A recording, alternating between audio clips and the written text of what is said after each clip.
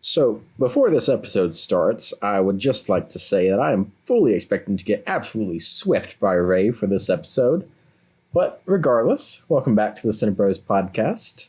Ray, Luke, say hello. Hello. Glad to be back. Luke, you said it with such gusto. Because I'm so excited to not be at work right now. Oh. Because I just worked at 12 today, chilling at home, best feeling ever. Talking to your boys. Oh well, yeah, that's cool too. Yeah. Ray, why am I so weary about what we're going to be doing today? Because we're debating a movie today, but the movie that we're debating, I'll be defending this movie, and you're going to try to attempt to say some bad things about it, but I don't really know that you can say anything bad about the movie Up. It's from Pixar and Disney.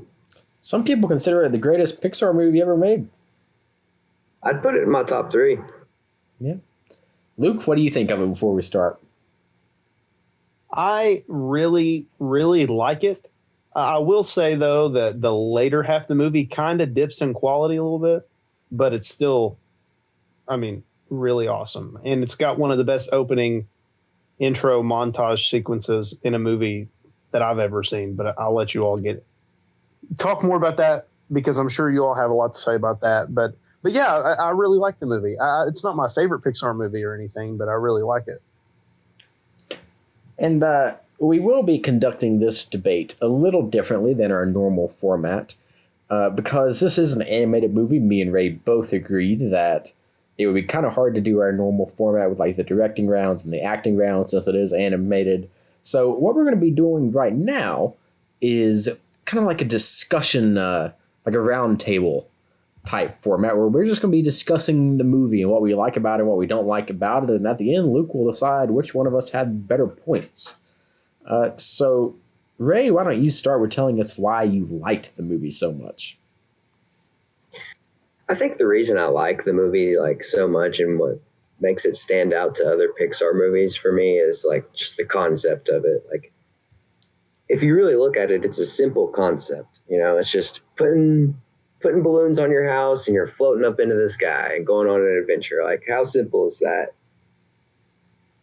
And just the execution behind that concept of just not doing anything too crazy with it, not going overboard with it, staying home with that simple, really cool concept. It's my favorite thing about the movie. It is a very simple concept, and I think that may be one of the reasons why I don't like it as much. So, it's not that this movie is bad, because it's really not. I'm coming off having just rewatched it about 2 hours ago, and my opinions were it's a good movie, but in the tier list of Pixar movies, it's near the bottom for me, because Pixar, I think we would all agree, is a very special company. And every one of their movies, you go into expecting greatness. And that's not to say that Up is not great. Their Up has some really, really standout moments. Like when the opening scene is regarded by many as one of the saddest scenes in any movie ever, animated or live action. The first 15 minutes or so where we meet Ellie, and we get to see her and Carl's relationship grow from being little kids to getting married to having childbirth issues to growing old together, and then Ellie's eventual death. That's really sad. But my problem with this, and Luke even said this earlier with his own thing, I feel like the rest of that movie is not nearly as good as there. It kind of feels almost formulaic when compared to the opening 15 minutes and how strong it was. Ray, what do you think about that? So yeah, a lot of people do tend, you can talk to many people about this movie, but that say, they like the beginning half more than the second half of the movie. I could probably agree with you in that sense, but that's not anything to take away from the second half of the movie. I think the not entire first half, but there's a little part of the first half of the movie where it's showing you Carl's relationship with what's her name? Ellie. Ellie. And then, Ellie obviously tragically passes, which is, Pixar's obviously always going to be sad, but this is one of the most sad moments, I think, in a Pixar movie. It's heart-wrenching. But, after that happens, Carl's life looks like, he doesn't really have much left to live for. And then he meets this kid, Russell, and, he starts the next adventure of his life with the kid, Russell, when it looks like he didn't have much left. And I think that's a really beautiful, way to, I don't know what I'm trying to say here, show that, old people still have purpose in the world. And it's a really cool message, I think. The second half of the movie kind of just focuses more on him warming up more to the Russell, because obviously in the beginning he didn't really want anything to do with him. Yeah, I think my biggest problem with the second half of the movie is that it just follows the same general story arc that every kids adventure movie plays out with. You have one character who wants to go on an adventure. They normally have some form of comedic foil, which is what Russell is to Carl. They go on their adventure. Things inevitably go wrong, which they crash into South America. But all of a sudden, they're all right again. Carl's happy for a little bit. They end up meeting some new pets. That's kind of cool.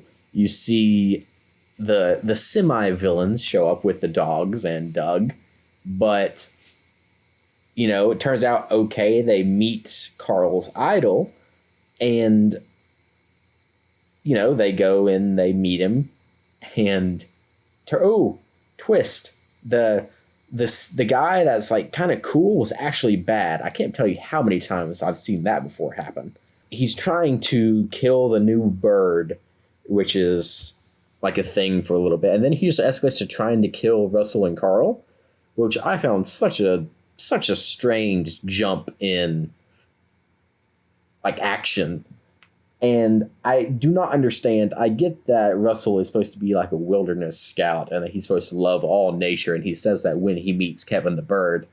But this dude is a famous hunter. Yeah, he's going to want to hunt the rare bird. Just let him have it, man. You don't need to do. I get wanting to save nature and all that. But it doesn't need to be big conflict, man. And I hated how. Whoa, what? Hang on. What? Had that been real life, you can't just kill an endangered species. Oh, people do it all the time in Africa. Well, yeah, but it's terrible. It's very frowned upon. I mean, yeah, but it's South America. Who's gonna know? That doesn't justify it. Cold-blooded, Tyler. I'm just kidding. Mostly. No, I am kidding. Anyway, but I just hated how evil the guy got. Yeah, you want the bird. That doesn't mean you have to murder people. I get you're in South America, living in the wilderness by yourself, but you don't have to kill people. Now, guys, I know I'm the moderator, so I'm not supposed to say a ton, but since this is a roundtable discussion, I just want to hear your all's opinions about this, because I've seen things on the internet talking about it. So Carl is obviously a very old man. Everybody knows that, right? Yes, he's going to die and leave Russell lonely again. Well, Russell has his own family. Okay, yeah, but yes, and those are good points, and I want y'all to touch back on those. But I just had to bring up, since you were talking about Charles Muntz and him being the villain and everything, how is that man still alive? Because Carl is supposed to be a very old man, and he meets his childhood idol. This isn't me, I'm not taking an aside in the movie or nothing. This doesn't affect my feelings on the movie or anything. I just think it's kind of funny to think about. How old is this guy? Late 90s or something? It's just funny to think about because they look like the same age. But I just thought it was funny. I mean, think about it. When I watched it, I kind of assumed that Carl was maybe in his late 60s. And assuming that Muntz was like in his early 20s, like early to mid 20s, he'd probably be like mid to late 80s. So like, yeah, a stretch, but within the realm of possibility. It is an animated movie. It is. Like, you can't really tell someone's age in an animated movie. They're animated to like, here's the way, like, I think you like build an animated character. You have either the kid, the middle-aged to teen, and then you have the old. Like, it's not 10s, 20s, 30s, 40s. Like, I feel like it's just those three categories there. I wasn't forming but yeah, I mean, that wasn't me that doesn't affect anything about the movie for me. I just thought it was kind of funny that I've seen some people mention it, but not a lot, so I had to bring it up. But anyway, kids aren't going to notice that. Although Pixar movies aren't just made for kids. All right. Okay, guys. So tell me what you all think about the animation in this movie and where it stacks up to other Pixar animated movies and stuff. You know what I mean? Like the quality of the animation and stuff, and how it might enhance or take away from the movie. So this movie is older. This movie is older than the recent Pixar movies, but I feel like in terms of animation quality, it really didn't do anything revolutionary like most Pixar movies do. I felt they really hinged on the story of the movie in this one. Like watching it, it looked like it could have been done by DreamWorks or someone like that. It didn't have that classic Pixar feel to me, at least. Okay. I disagree a lot with you. I think that even though it is a little bit older, not old. It's not old by any means, but in terms of today, it came out in 2009. Yeah. I think the animation from the movie, from 2009, I think it could hold up and, still be released today and people could still look at it and be like, wow, that animation is really good. Oh yeah, it definitely could be released today and people think the animation look good. I'm saying so let's compare it to something let's look at Toy Story 3, right? Or Inside Out, for example. Those are two slightly more recent Pixar movies. But when you compare the animation quality in those to Up, those are, I think personally, are just far superior to Up. Like I said, Up just looks like a formulaic. A little better there. Yeah, Up just looks like a normal animated kids movie. Just to interject real fast, totally off topic, but Tyler mentioned Inside Out. That is Pixar's best movie. Don't at me. That is the best anime movie I've ever seen. It's up there for me. I love that movie, honestly. And that is the best Pixar movie. Agreed. Okay, guys. So this has been a pretty good discussion so far. So I kind of want to move into something that I really wanted to get your all's opinion on. Do you all find Russell annoying or not? Yes. Because yes, I do. A lot of people I know, when I talk about this movie, the one thing they don't like is they think Russell is annoying in the first little bit of the movie. And I just want to hear your all's opinions on that. Okay, I'll start. I think, yes, Russell is a little annoying, but I think his characters may be designed to be a little bit annoying to show hey, kids are going to be annoying no matter what. I'm a guy who doesn't like kids, and I think kids are very annoying. So when Russell's being annoying to Carl, it just makes the ending of when Russell and Carl's relationship is coming full circle, it makes it so much sweeter. Because it shows how they, even though Carl's annoying, it shows that, or Russell's annoying, it shows that Carl, still loves the kid, and, kids are going to be annoying no matter what. It's just something you got to deal with. Okay. Thoughts, Tyler? I personally thought Russell was annoying the entirety of the movie. They were obviously trying to contrast Russell with young Carl, and they are very similar characters. I think Carl wasn't as annoying as a kid, but you do understand why Carl eventually liked him at the end. but I really did enjoy his character, and that may be one of the reasons I didn't particularly like the movie as well as some other Pixar movies, just because like the character wasn't great. Like when you look at Russell compared to like other Pixar kids, like Riley from Inside Out, very, very different character. Yeah, I didn't really relate to Russell at all. I didn't. I would argue that Russell's character is. I'm not going to say that. I'm going to trigger some people. Go ahead and say it. I like Russell's character more than Riley because, like, I didn't like the fact that Riley is just a depressed little kid all the time. Russell is more of like, hey, things don't go his way, he still stays positive. Whereas if one little thing didn't go Riley's way, she was an emotional little brat.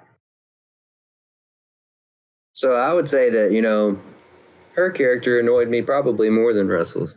Whoa. Okay. Tyler, thoughts on that? I think we should have been debating Inside Out. I could have won that one. Like Inside Out. I would not say anything really too bad about that movie. Hey guys, so you all mentioned the opening montage. Well, there's some stuff before that, like Tyler said, with young Carl, but the opening montage is amazing. It's my favorite scene in the entire movie. Aside from that, do you all have any other favorite sequences in the movie? Honestly, no, I do not. That scene is the only scene in the movie that I found truly spectacular. Luke, it has been so long since I have seen the movie, so I don't really have direct memorization of each scene. No, I got you. I'm trying to think here, before I move on, see if I can think of anything. No, I'll probably have to skip this part. Hey, that's cool. Yeah, I was just getting your. Well, it's my fault. I should have watched the movie. No, you're good, again. Dude. Now, I will say that I just kind of wanted to talk about my favorite scene.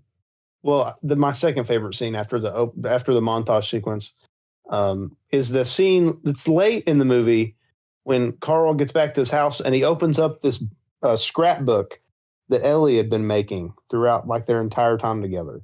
All right, and that is a good scene. Yeah, and like their entire for anybody who hasn't seen it, spoilers obviously. Well, we've been spoiling it already, but definitely here. But so he finds a scrapbook, and the entire movie, at the end of that montage sequence, basically that sequence, the second half of the sequence is talking about them trying to save up money to go to Paradise Falls, and like stuff keeps happening, and they got to use their Paradise Falls funds to like fix a flat tire, a tree falls on the house, and all kinds of stuff. And they never got to go on that adventure, and it's so sad. But then he finds that scrapbook from Ellie, and it says, thanks for my adventure, or thanks for our adventure. Now go make a new one. That is like, oh my gosh, that makes me want to tear up just thinking about it. That is. I will say another scene I just remembered that I really like is, when he's first making all the balloons come out of the top of the house, and all the people are just looking at his house in awe, and he's like, so long, or like, I don't remember what he says. Like he's like, basically like, in my words, yeah, he's like, all right, peace out, homies. I'm out. Like, I'm out of here. Just rubbing it in their faces. Like, yo, my house has got balloons in it. Yours doesn't. Like, yeah, he says, so long, boys, as he flies away. Yeah, I knew it was so long something. See? So we talked about, that was a good conversation. So to talk about the villain in the movie, because we've mentioned it before, where do you think he stacks up with other Disney, Pixar? Let's stick with Pixar villains. Now, Pixar obviously isn't known for their villains, but you think the bottom, Tyler? Really? Bottom. Nothing spectacular about him at all whatsoever. Okay. I would say he's a little more like evil than your average Pixar villain, Yeah, definitely. Like, yeah, someone playing like a poacher. It's a little change from what we normally get, But I mean, I know this is a little off topic, but I'm kind of curious. What would your all's like favorite Pixar villains be? Favorite Pixar villain? Maybe, and I'm a big Toy Story fan. I think we're about to say the same one, Luke. Yeah, the pink teddy bear. Lotso, yeah, Lotso. Yeah, Lotso. Oh, I was gonna say Sid actually from Toy Story. See, I don't know about Sid because Really? When you think about it, yeah, he was kind of like a punk kid and a jerk to his sister, but honestly, those toys traumatized him, and I mean, he didn't know they were sentient, so in his mind, he was just being creative. That is so true. He didn't. No, that's why so I like just, Sid. That's why I like Sid. Like it plays well to like this villain, but like I think we can all. I know I did. I like screwed around with my toys as a kid and like put heads on things where heads shouldn't be, and like mixed up parts from like action figures and stuff like that. Oh yeah. Well, that's why I like it so much. What about Randall from Monsters Inc.? Randall's good. Randall is good. Yeah. And Steve Buscemi voiced him, who's epic. But yeah, You know, I wouldn't say he ranks up against some of those iconic villains that we just named, but I would say he is like definitely like a very good evil villain. Oh yeah, I'd agree with that. I will say Toy Story 4, which is also amazing if anybody hasn't seen it, but I feel like most people have. But the villain from that movie, Gabby Gabby, is like really awesome because in a lot of ways she's not a villain. It's just she kind of it's fun. You got to watch the movie to understand it. But if you want to see like a developed villain in an animated movie, then that would probably be one of my favorites too, I think. But Lotso probably takes the cake for me. Wait, which one were we just talking about? The one from Toy Story 4, Gabby okay. Gabby, like the doll. Yeah, I like her a lot, right. And she's got like a really emotional. I would actually like to revise my answer. Okay. I choose the dentist and his niece from Finding Nemo. Those are by far my favorites. Also, the villain in Up is better than them. Nah. Finding Nemo is an S tier movie. It's like right below Inside Out for me on Pixar's tier list. Really? Yeah. See, I think it's kind of overrated. What? Ah, no. Yeah, I know. Hot The take. water physics, Luke. The water physics. I know it is impressive. Water. The anemone. So basically, like, this episode's a little bumpy, but we haven't really talked about an animated movie on the pod yet. So basically, Right. what this episode is just us kind of opening that gateway to future debates for animated movies, I guess. Yeah, for sure.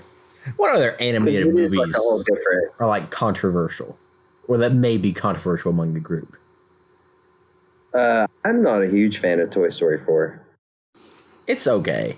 It's not nearly as good as Toy Story 3. I honestly, I don't think it should have been made. I don't either. I think they should have stopped at 3. I think it's almost just as good, if not as good. No, not even. No. Like, you know how when a TV show like gets to a certain season, you're like, all right, why are they still making episodes for this? That's how I felt about Toy Story 4. Well, that's what I felt going into it. But here's my thing: if that TV show that if a TV show is running for a long time, even though this isn't normally the case, but in Toy Story 4's case, if it's like excellent, then I'm cool with seeing more if it's done well. I guess that's a fair point. But I'm a big fan for sure. Maybe that'll be like a debate one day or something. I think had Toy Story stopped at 3 movies, it would have gone down as one of the greatest trilogies of all time. I think it was. Well, it's not a trilogy anymore because they made the 4th. I know. I think it was, like, as it stood. Yeah. Now, Ray, me and Tyler were talking about this earlier, and I didn't know if you knew this or not, but this is a really cool fact. So there's been, in the history of the Academy Awards, there's only been 3 Best Picture nominees that were animated movies. And Up was one of them. Ray, do you want to try to guess the other 2? Finding Nemo. No. Oh, how many guesses do I get? Unlimited Infinity. Are they So- Pixar movies? One of them is another Pixar movie. Inside Out. No, but that totally should have been, and I'm kind of mad it didn't. But no. Tyler we've talked about this movie this episode though. We have talked about it this episode. Yep. Is it Toy Story or any of the trilogy? It's one of the Toy Stories. Okay, so 3. Yep. Okay, I think I figured it was. Everybody And loves 3. And the other one would be too hard to guess, but it's Beauty and the Beast. Ah, okay. That wouldn't be too hard to guess, but I probably wouldn't have gotten it. What year was Beauty and the Beast released, Luke? In the 90s, wasn't it? Was it like 92 or 94? Is it that I recent? can check. Yeah, no, yeah, it's pretty recent. It was like in the 90s, I think. I'm looking it up. 1991. Oh. 1991. You were close, Luke. You were 1 year off. I was honestly thinking it was like 70s or 80s. See, I think that movie's overrated. Yeah, I agree. It's okay. I mean, if Tyler, like you mentioned, like you've told me in the past, when we were talking about this, you thought Snow White should have been nominated. Snow White literally invented the genre that those movies belong to. It definitely should have been on there. I could agree with that. I've actually never watched it all the way through. What? Yep. You've never seen Snow White all the way through? I don't know that I have either. Well, you just got to think about it. You know, I would be totally open to watching it now, but as a kid, that wasn't really my thing. Okay, fair. See, I had the benefit. Well, Luke, you have no excuse either because you have a younger sister. I know. Listen, I've seen Cinderella about 20 million times, so I really have no excuse. All right. Cinderella is really good too. All right, so this episode is totally turning into Up featuring other animated movies. So, Luke, what is the best Disney princess? And Ray, Luke, and Ray, what is the best Disney? Rapunzel. Who? Rapunzel. Rapunzel. Okay. Ooh, yes. Okay, that's really good.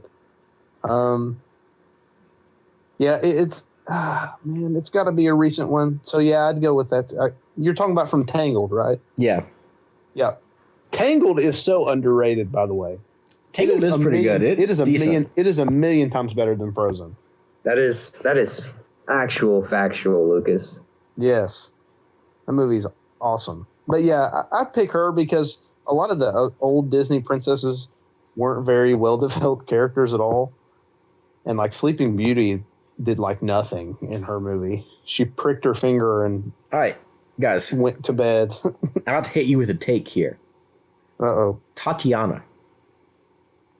Okay, she's really good. Mm-hmm. That movie is just kind of okay.